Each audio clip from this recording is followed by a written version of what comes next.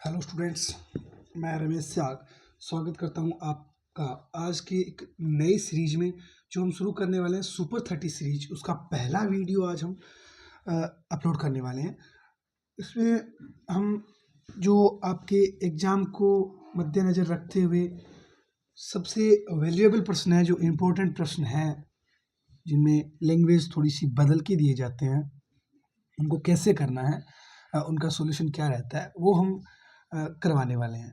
तो ज़्यादा से ज़्यादा आप अपने फ्रेंड्स लोग को जोड़िएगा इसमें, ताकि वो भी अपने जो 100 में से 100 बनाने वाला बच्चा है, या जो इसको लगता है कि मैं कुछ कर नहीं पाऊँगा और अभी इतनी बेहतरीन तैयारी मेरी नहीं है, तो वो अगर ये हम 30 क्लास अपलोड करने वाले हैं, तो वो अगर ये 30 वीडियो देखता है, तो मैं ज़्यादा तो नहीं 90 प्लस के लिए कह सकता हूँ कि शोर बना लेगा।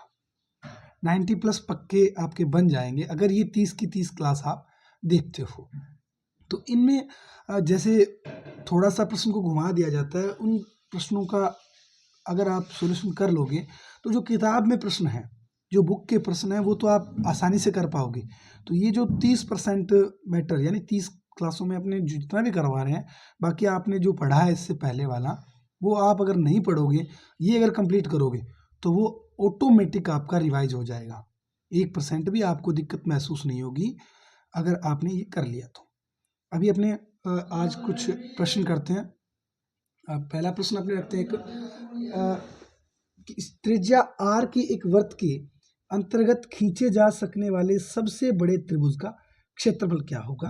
प्रश्न क्या है, क्वेश्चन नोट कर देता हूं मैं, कल अपने सीट निकाल के ले आएंगे। आज लाइट की प्रॉब्लम थी, सीट निकाल नहीं पाए। त्रिज्या r वाले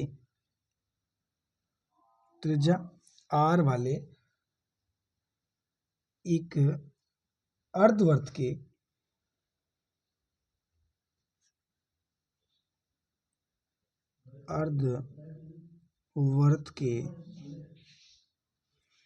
अर्धवर्त के अंतर्गत खींचे जा सकने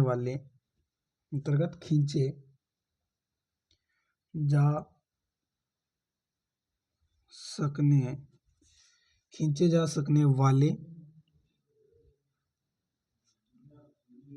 त्रिभुज का क्षेत्रफल क्या रहेगा। त्रिभुज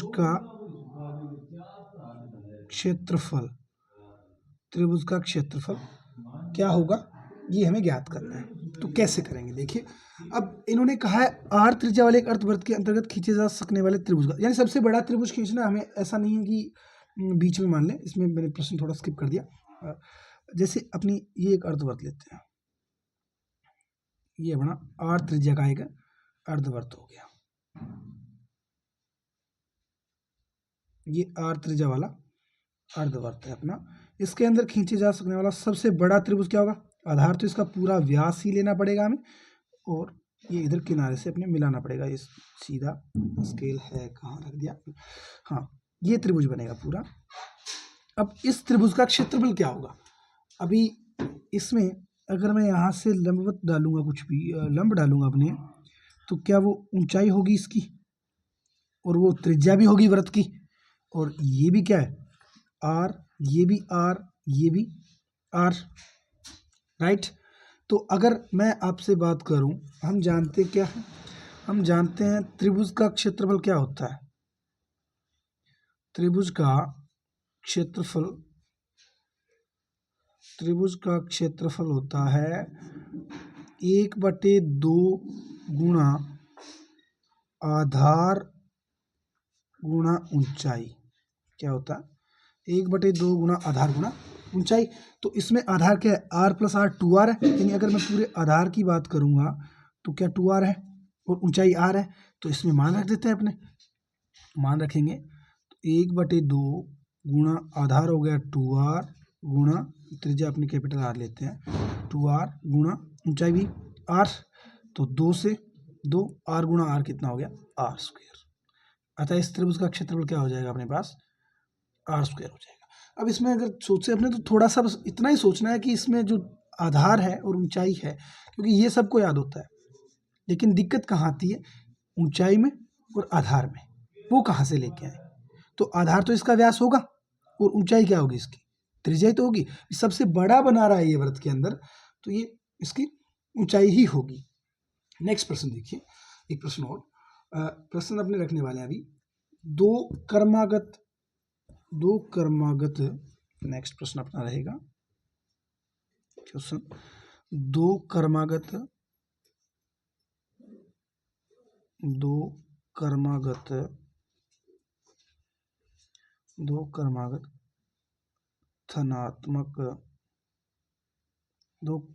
धनात्मक विषम पूर्णांकों के वर्गों का योग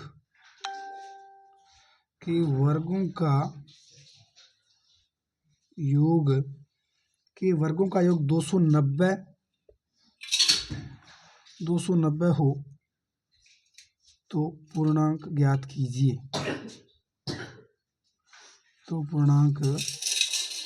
कीजिए। ये अपना प्रश्न रहने वाला है। इस प्रश्न को सोल्व करते हैं तो क्या बनेगा, देखिए सबसे पहले इन्होंने कहा है दो क्रमागत धनात्मक विषम पूर्णांक। बात यहाँ पे आके अटकेगी, विषम वाली बात पे। दो क्रमागत धनात्मक विषम पूर्णांक चाहिए अपने को, तो कैसे करेंगे, मानना पड़ेगा अपने को। माना एक धनात्मक विषम पूर्णांक क्या हो जाएगा, माना एक, मैं पूरी लैंग्वेज के साथ करवा रहा हूँ आपको, इसी प्रकार लिखना है। माना एक धनात्मक विषम पूर्णांक क्या बन जाएगा अपने पास, x।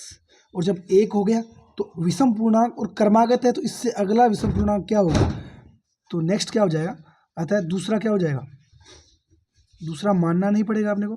तो दूसरा धनात्मक विषम कौन सा होगा, दूसरा धनात्मक विषम पूर्णांक क्या होगा।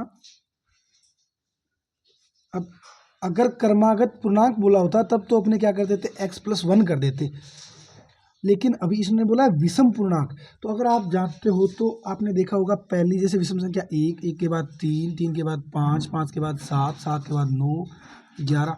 अगर थोड़ा सा भी ध्यान से देखोगे तो आपको पता चलेगा 3 + 2, 5 + 2, 7 + 9, 9 + 2, यानी दो दो जोड़ने पे अपने पास अगला क्रमागत विषम पूर्णांक आता है।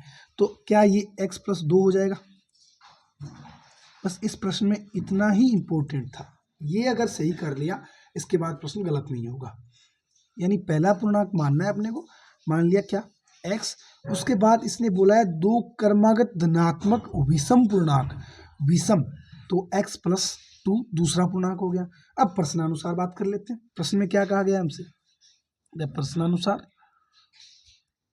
कंडीशन जो दी गई है वो लगा देते हैं। प्रश्न में कहा गया है कि वर्गों का योग 290 हो, तो इनका वर्ग कर देते हैं और जोड़ देते हैं।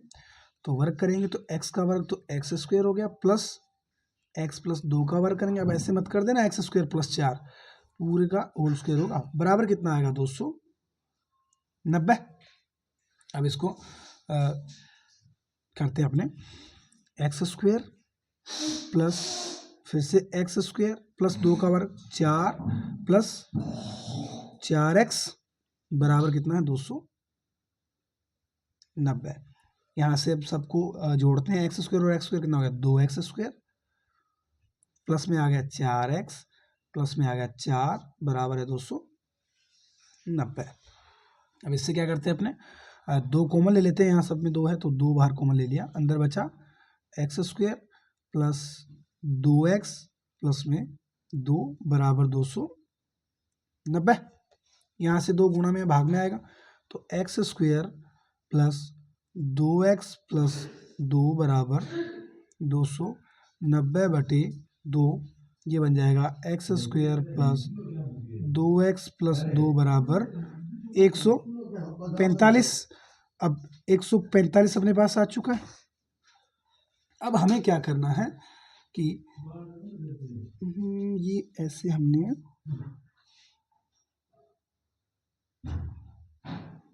यहाँ पे थोड़ी सी मिस्टेक कर दी लग रहा है हमने।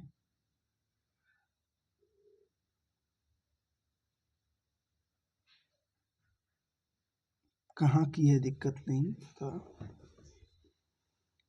145 2 ये नहीं बन रहा। हाँ कहीं कहीं नहीं है मिस्टेक, देखिए सही चल रहे हैं अपने। हाँ इसको इधर लेके आएंगे अपने, क्योंकि अपने को द्विघात बहुपद बनाना है। 250 सही है, मिस्टेक नहीं हुई। हाँ इसको इधर लेके आएंगे तो क्या बनेगा, x square plus 2x plus का 2 और माइनस का 145 बराबर 0, क्योंकि हमें द्विघात बहुपद बनाना है, बराबर में 0 होता है।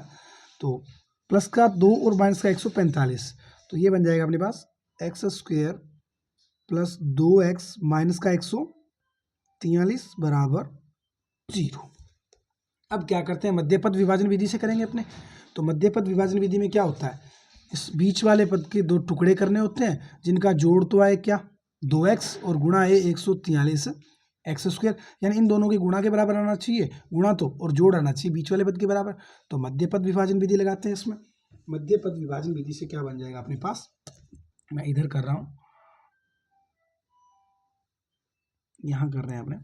तो मध्यपद विभाजन विधि से क्या बनेगा, मध्यपद विभाजन द्वारा क्या बनेगा अपने पास, इसके दो टुकड़े ऐसे चाहिए अपने को। तो क्या कर सकते हैं, दो टुकड़े, यहाँ मैं रफ वर्क कर रहा हूँ, देखिएगा।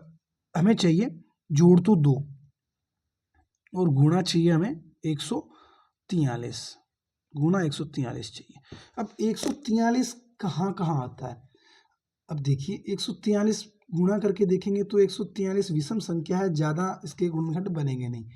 3 का भाग जा रहा है क्या, 5 3 8 नहीं जा रहा, तो 3 का भी नहीं जा रहा, 7 का देख, 5 का देख, 5 का जाएगा नहीं कहीं, 7 का देखो, 7 2 14 3 बचा नहीं जा रहा, 9 का देखो, 9 का भी नहीं जाएगा, 3 का नहीं जाता, 9 का नहीं जाएगा। 11 का देखो, 11 एकम 11 बचा 3 33, 11 का भाग जा रहा है कितनी बार, 11 का भाग जाएगा पता नहीं कितनी बार, 11 एकम 11 1 और 11 थी 23, 13 बार जा रहा है।